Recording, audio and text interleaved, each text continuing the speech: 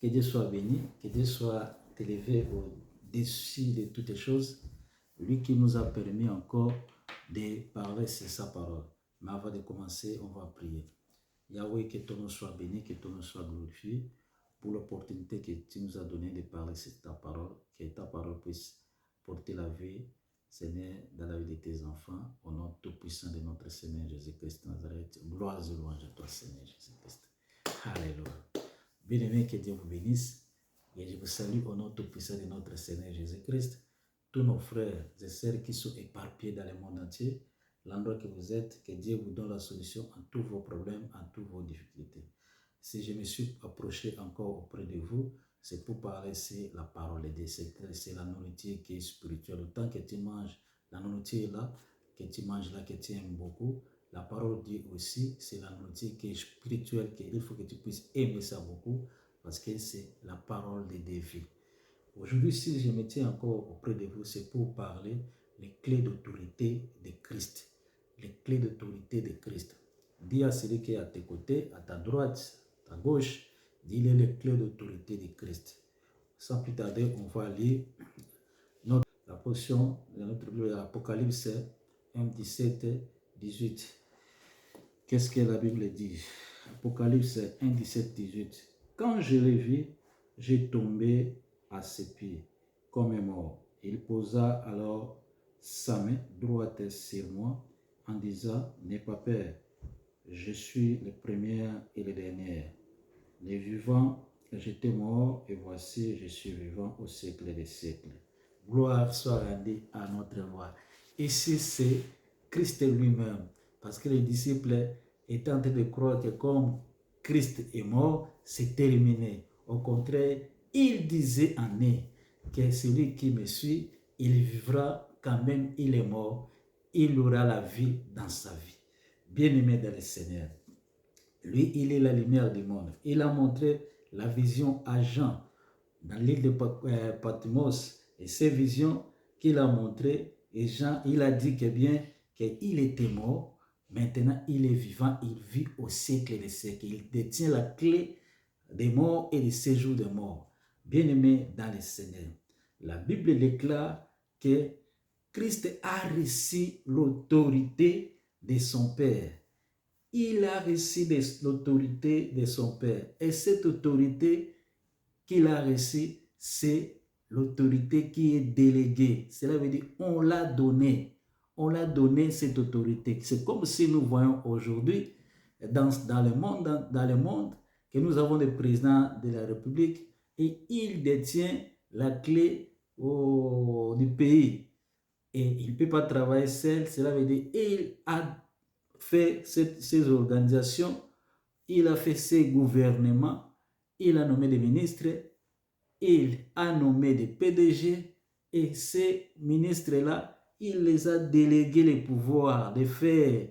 Il a nommé des gouverneurs pour gérer les provinces. Et gouverneurs règnent à travers le pouvoir qu'on a délégué. Cela veut dire qu'on l'a donné, ces pouvoirs, pour qu'ils puissent régner dans la province, pour qu'ils puissent régner dans le travail qu'on l'a donné, pour qu'ils puissent faire ça très bien. Et cette autorité-là, la Bible déclare, Christ, on l'a délégué, cette autorité. C'est pour cela, on va lire encore dans le livre de Matthieu 28, 18. Qu'est-ce que la Bible déclare? Matthieu 28, 18. Que Jésus approcha et leur dit, tout pouvoir m'a été donné dans les cieux et sur la terre. Alléluia. Tout pouvoir m'a été donné dans les ciels et sur la terre. Cela veut dire l'autorité de Christ. La Bible, comme est en train de dire que Dieu a donné tout pouvoir. Il n'a pas retenu quelque chose pour lui-même. Il a donné tout dans la main de Christ. Et Christ, lui-même, il a déclaré que le pouvoir qu'il détient, ça commence dans les ciels et sur la terre. Cela veut dire aucune puissance, aucune hauteur, aucune profondeur peut dire non à Christ. Aucune hauteur, aucun nom peut dire non à Christ.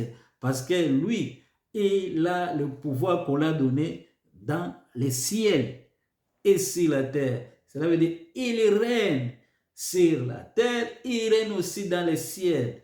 Christ règne dans toutes choses. Il est le maître de toutes choses. Il détient tout dans sa main. C'est pour cela, toi qui suis Christ, sois heureux parce que le maître que tu suis, il détient le pouvoir de toutes choses. Son pouvoir a commencé, on l'a donné dans les ciels.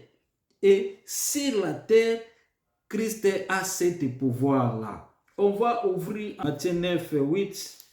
La Bible dit, je lis au nom de notre Seigneur Jésus-Christ, quand la foule vit cela, elle fut émerveillée et célébrant la gloire de Dieu qui a donné un tel pouvoir aux hommes. Bien-aimés dans le Seigneur, c'est pour cela que j'ai dit, Dieu a donné le pouvoir à Christ pour régner dans le ciel, sur la terre. Et ce pouvoir, on l'a donné, c'est le pouvoir qu'on appelle délégué. Il marche avec son pouvoir. Il agit avec son pouvoir. Il fait tout avec son pouvoir. Jean 14, 10 à 11. Qu'est-ce que la Bible déclare? Ne crois-tu pas que je suis dans le Père et le Père est à moi? Les paroles que je vous dis, je ne les dis pas de moi-même. C'est le Père qui vit en moi, qui fait lui-même ses œuvres. 11. Croyez en moi, je suis dans le Père et le Père est en moi. Sinon, croyez-moi au moins à cause de ses œuvres. Bien-aimés dans le Seigneur, Christ est là que Dieu a donné le pouvoir. Christ est là que Dieu a donné tout. Philippe un jour voulait savoir, il a dit que Maître, montre-nous le Père. Montre-nous le Père pour qu'on puisse le connaître. Mais Christ a dit à Philippe, mais je suis longtemps avec vous. Est-ce que tu ne sais pas que moi je suis avec le Père ensemble? Le Père vit à moi. Donc moi avec le Père, nous sommes un. On ne peut pas chercher l'endroit, on ne peut pas chercher où est Dieu. Cela veut dire que Dieu habite en Christ et Christ habite à Dieu. Il fait une seule opération. C'est pour cela, ne t'inquiète pas. Et Christ, il est puissant. Christ, il est merveilleux. Christ, il est le créateur de toutes choses. Cela veut dire qu'il détient la clé de toutes choses. Car la Bible déclare, s'il ouvre et personne ne peut fermer. S'il ferme et personne ne peut ouvrir ça. Il a le mot, il a le dernier mot pour dire pour ta vie. Christ détient la clé de ta famille. Christ détient la clé de ton entreprise. Christ détient la clé de ce pays, le pays que tu es. Christ détient la clé de ta guérison. Il détient la clé de ton mariage.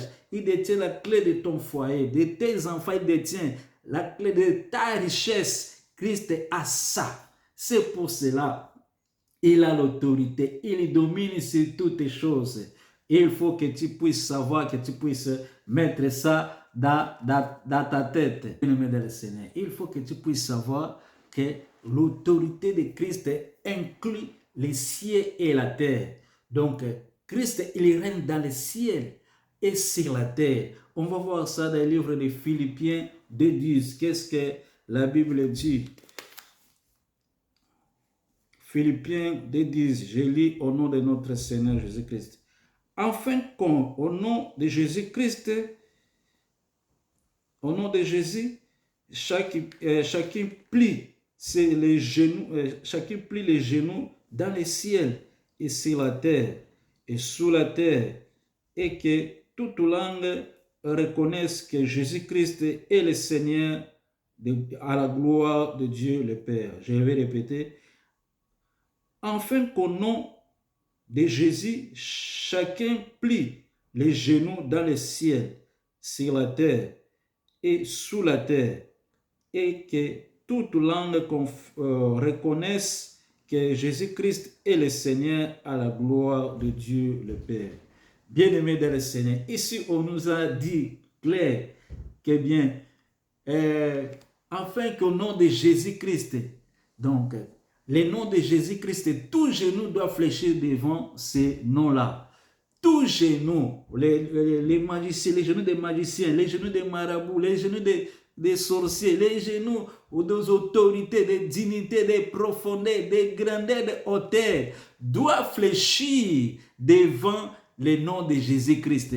Les genoux des maladies, toutes sortes de maladies que tu connais là, toutes sortes de maladies que tu connais là, sans obsession. Donc, on va enlever aucune maladie, mais toutes sortes de maladies doivent fléchir devant le nom de Jésus-Christ. Les genoux des problèmes, toutes sortes de problèmes doivent fléchir au nom de notre Seigneur Jésus-Christ.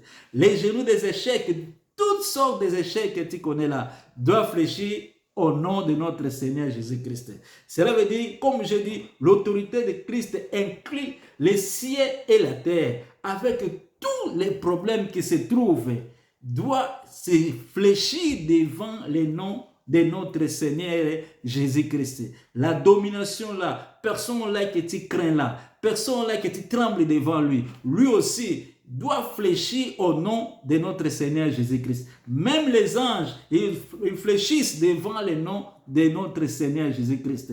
Ils fléchissent, même Satan lui-même, il fléchisse devant le nom de notre Seigneur Jésus-Christ, car il est glorieux. Colossiens 1 à 19, qu'est-ce que la Bible dit?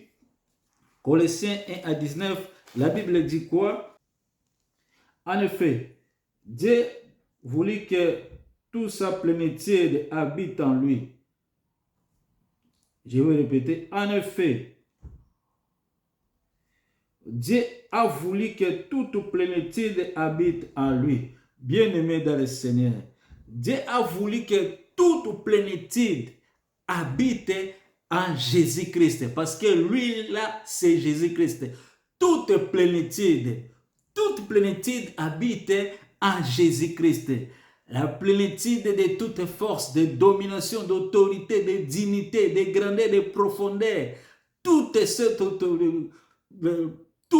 plénitude-là habite en lui. Donc, c'est lui qui est le maître des maîtres, c'est lui qui est le Seigneur des seigneurs, et c'est lui qui est le sauveur de toute l'humanité.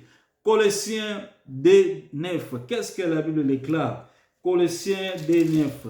La Bible dit quoi? En effet, c'est en lui qu'habite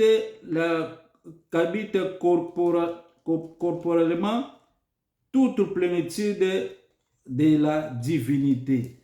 Donc, en lui habite corporellement toute plénitude de divinité. Ça nous montre que c'est lui qui a la clé de toutes choses. C'est lui qui est le véritable Dieu. Parce que les autres créatures, toute plénitude n'habite pas en eux. Les créatures que tu connais là, toute plénitude n'habite pas en lui. Même les profondeurs, les dimensions, les grandeurs, les hauteurs là que tu connais là, toute plénitude n'habite pas en eux.